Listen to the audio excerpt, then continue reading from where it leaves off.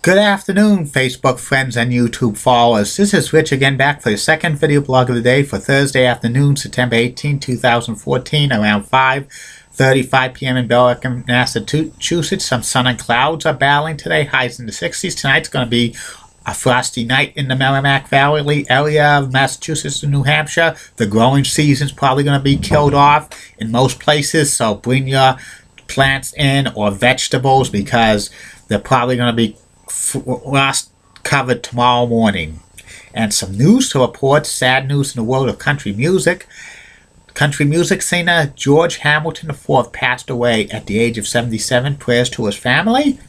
And the next subject I'm going to talk about is the classic television series for children, The Great Space Coaster. It was a children's show that ran in first run syndication from 1981 through 1986. 250 episodes were produced for The Great Space Coaster, co-created by Kermit Love and Jim Martin. Both of them used to work previously with Jim Henson Productions. The series was videotaped in New York City.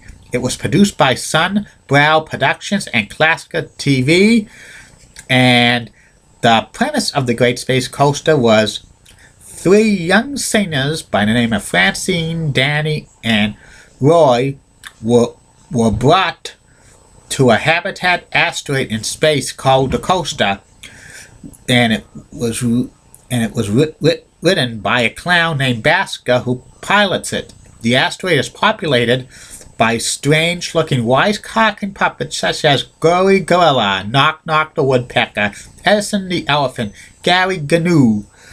Also, the other puppets were the Huggies, Rory, Baffle, and Big Jockey. And Baxter was on the run from from M.T. Promise, who was a ringmaster. And each episode of The Great Space Coaster started when Roy shows a short film called La La Licking, and Francine and Roy and Danny sing a song together, and the other puppets sing as well.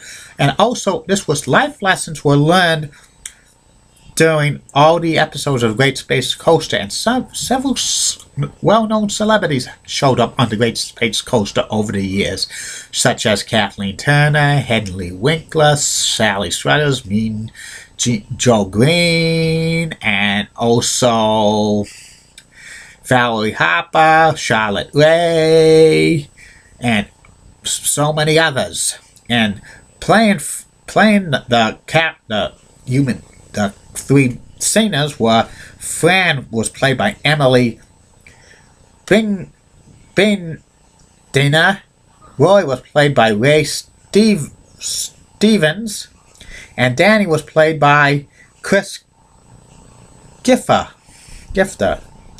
And Great Space Coaster was a great television kids show. Many people liked it. They had a classy theme song. On the Great Space Coaster, get on board. On the Great Space Coaster, get on board. Everything exciting, scene, will the place we meet, and fast and free, with your new friends to see. We're spinning through the galaxy on the Great Space Coaster. Get on board on the Great Space Coaster. So inside, going for a magic ride. When rainbows high on the Great Space Coaster, get on board on the Great Space Coaster. Here we come. Good song.